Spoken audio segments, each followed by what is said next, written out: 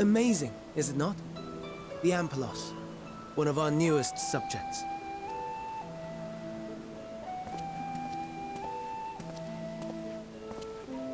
So, how are we coming along?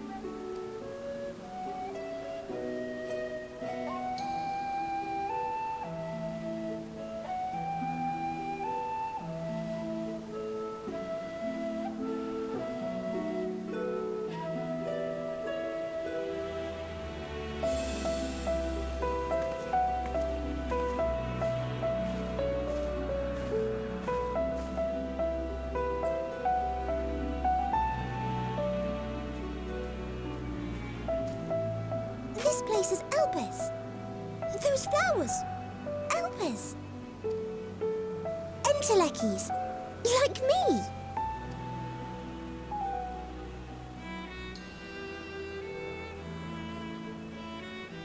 They are a product of Elpis, and so named for their birthplace. A happy accident born of the hands of a former researcher who loved beautiful blossoms. Unique for how they change color to reflect the emotional state of those nearby. Though be it here or elsewhere, they are seldom seen in any hue save purest white. Reflect the emotional state, you say? By what means do they achieve this? In creation, there exists an energy wholly apart from ether, one driven by emotions. In like manner to how we manipulate ether, this flower is subject to the influence of said energy.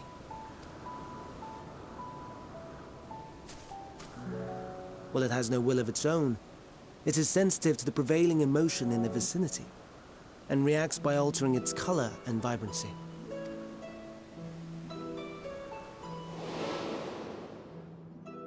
Akasha? It is one of the unseen energies defined by Harnish alchemical theory. Though a gross oversimplification, some describe it as an essence influenced by feelings.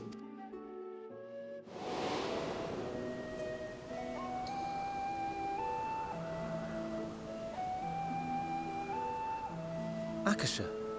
Though I'm not familiar with the term, your description suggests it is the self-same energy. Dynamis, we call it. And those entities like the Elpis flower that have the ability to interact with this energy, converting emotions into tangible phenomena, are Entelekis. That's me! That's me! An Enteleki! That you are, my dear. And no ordinary one at that, but the first possessed of free will.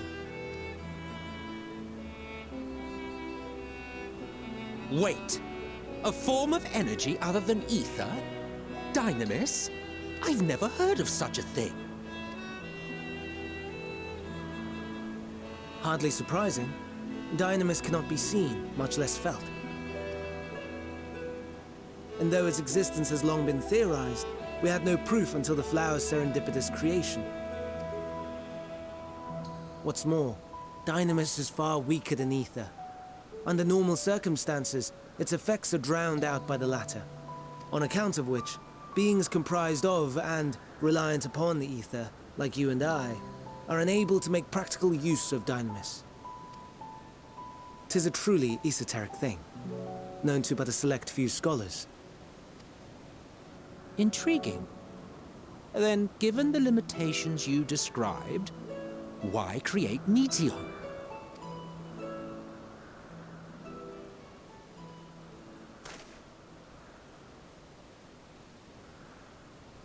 Our star, Aetheris, is especially rich in ether, so much so that its name is derived from it. However, when we consider all energy in existence here and in the vast space beyond, Dynamis may account for as much as 68.3%, the more abundant form by far. Were we able to control it, we could open the door to limitless possibilities. 'Tis not unlike a gently flowing stream, unable to break through the dam of ether barring its path. But if we could imbue the stream with the vigor of a raging river...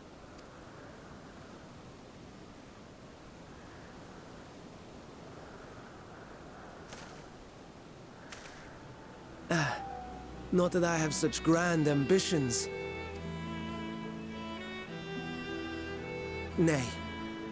I merely wish to create a being that could traverse the great expanse.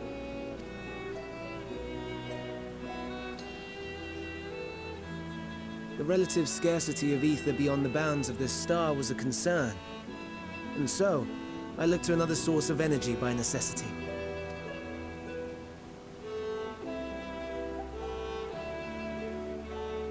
That being Dynamis. No wonder her ether is so thin. Precisely. Yours is thin too. Like an entelechy. Like me. So... are we the same? Entelecchies.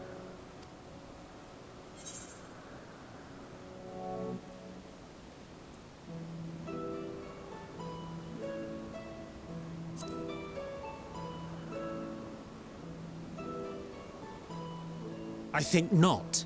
Your nature remains a mystery, but ere I reinforced you, you appeared to be little more than a common familiar, and a faded one at that.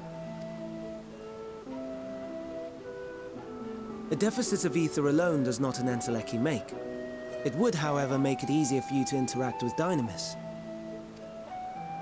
And limited though its influence may be, this quality could prove the difference between victory and defeat. You do well not to underestimate it.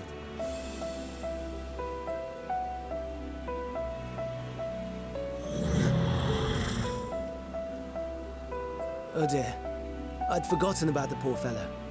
You must excuse me a moment while I go and verify a few more things.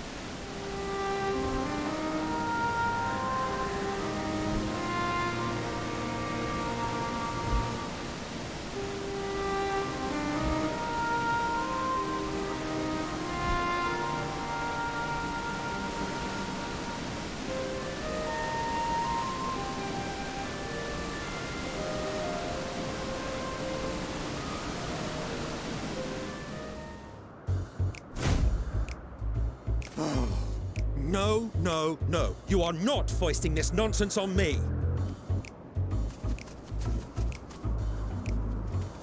I'm given to understand you have the power to help the Charybdis, and should be quite willing to do so. And so I appeal to your better nature, most benevolent Emet-Selch. Please teach her to fly. Or else Hermes will transform. Right now. Now, there's no need to go quite that far. Altruism is its own reward, as I'm sure he would agree. Oh, would he now? And who contrived to put me in this position, pray tell? Nothing so devious. I merely suggested a possible course of action.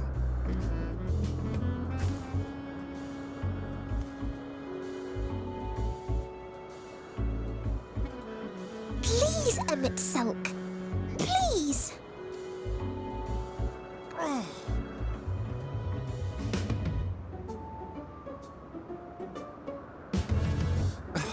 I did not come all this way to play nursemaid to your creations.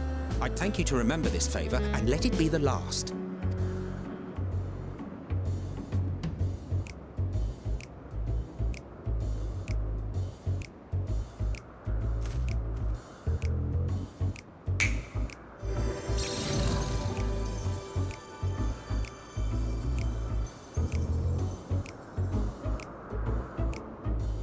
I will aid it once it has taken to the air. It falls to you to shepherd it skyward.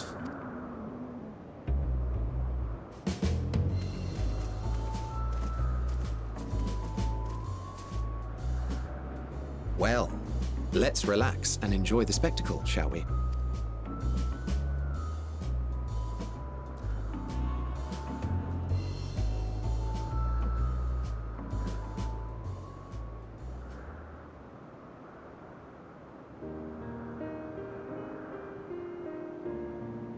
You were wondering why Emet-Selch joined the convocation.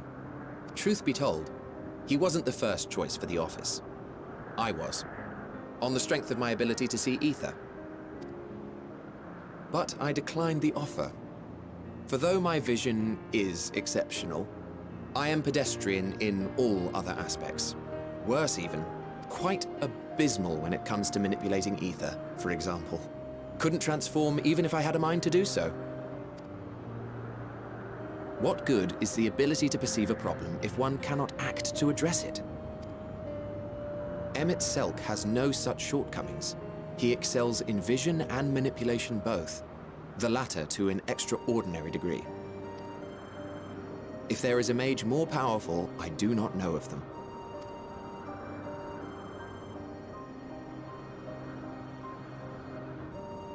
Thus did I recommend him for the office in my stead.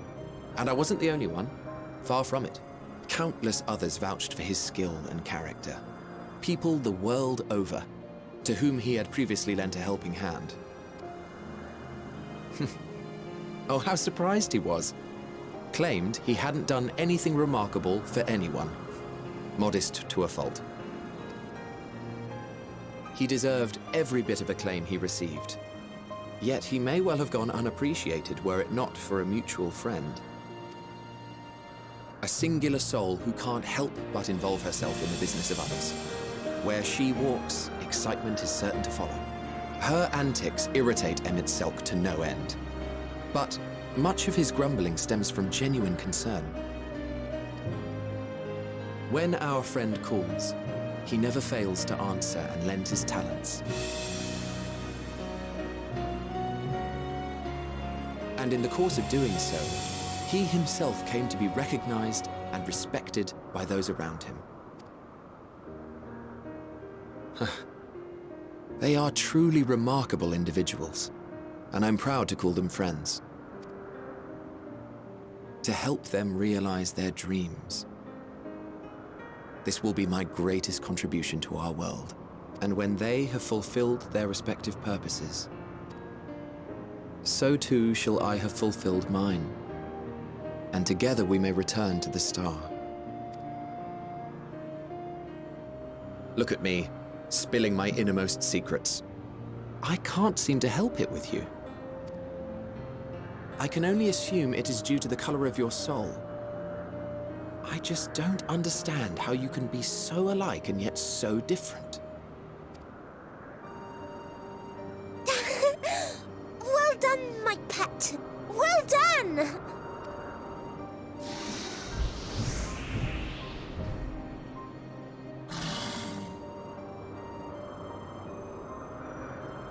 Ah, yes. I dare say the Charybdis will be fine here on. Why don't you go and signal to Emmett Selk?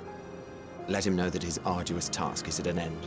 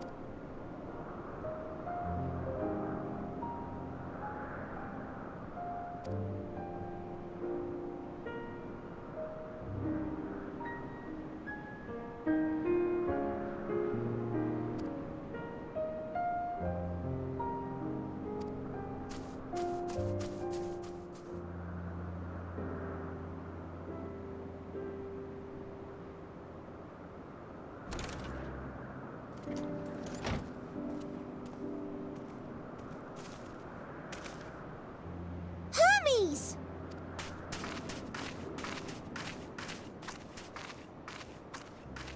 Oh, you were waiting for me. You've finished talking? Yes, we've come to a decision. My thanks for keeping Meteon company. Emmett Selk and Hythlodaeus have already retired to their rooms. There is room for you too, if you would follow me. Wait! I want to show you something first.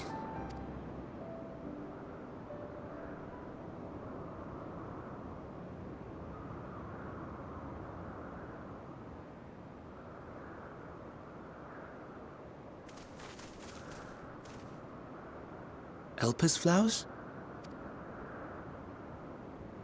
Go on.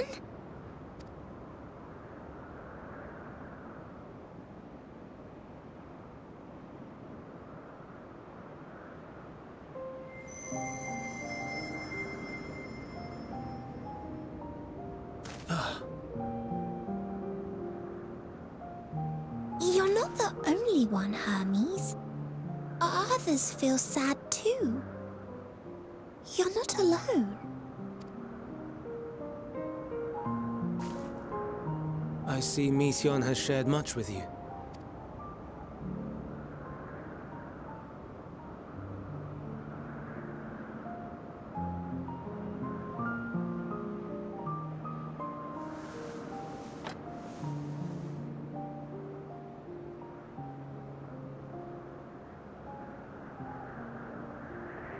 May we talk a moment?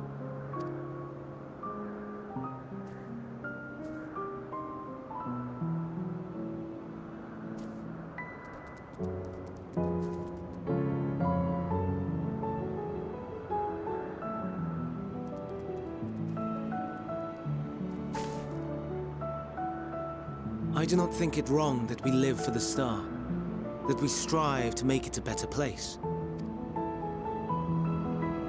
And yet, in carrying out my duties here, there are times when I am plagued by doubt. Do you recall what Hythlodaeus said when we first spoke of my nomination? Death is the privilege of those who have fulfilled their purpose, a choice they embrace of their own free will, and when they depart, it is always beautiful. Perhaps it is, but only for man. Creations that he deems useless are discarded with nary a second thought. Some scarcely born into the world, afforded a handful of breaths before life and potential are abruptly extinguished. We make an effort to spare them the pain, but they sense what awaits. Rage and anguish and cower and fear. And it is not beautiful. Yet no one cares. No one. So fixated are we upon the duty that we do not pause to question the method. Pain and suffering, confusion and despair, writ plain in the eyes of those poor creatures. Yet no one sees. We turn a blind eye and carry on in blissful ignorance. Not amiss. And always, always the blossoms shine pure and white. A contradiction so blatant I could scream, want to scream. How can you all accept this aberration? Then I wonder, am I the aberration for thinking thus? And I'm filled with dread. But now I know I'm not alone. Not the only one for whom the flowers weep. I won't ask what you thought as you kneeled beside the Elpis, or if you only did it at Meteon's insistence. Nevertheless, I thank you. To know that you too have experienced suffering is a comfort.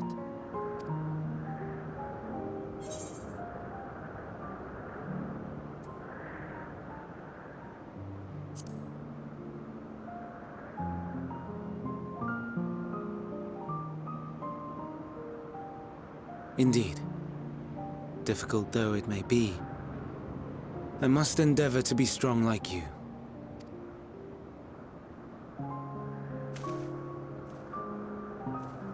The stars in the heavens, know you what they are? Though it is too far to tell, each glittering light could be a world not unlike Aetheris. A world filled with life. So many stars, so many lives. For us, there may be no higher purpose than to live for our world. But what of the other living beings out there? What is it that gives their lives meaning? That drives them day after day after day? To pose that question to our undiscovered cousins, I created beings of Dynamis, who can traverse the vast emptiness between the stars. Meteon and her sisters. Aye, sisters. She has a great many of them, and they have already departed on their journey, traveling to one star and then the next in search of life. As one might expect, exploration on such a grand scale is rife with difficulties, and thus far I've naught to show for it. But I have faith that we will make some manner of discovery ere long. And when we do, I should be glad to share our findings with you, in gratitude for your kindness.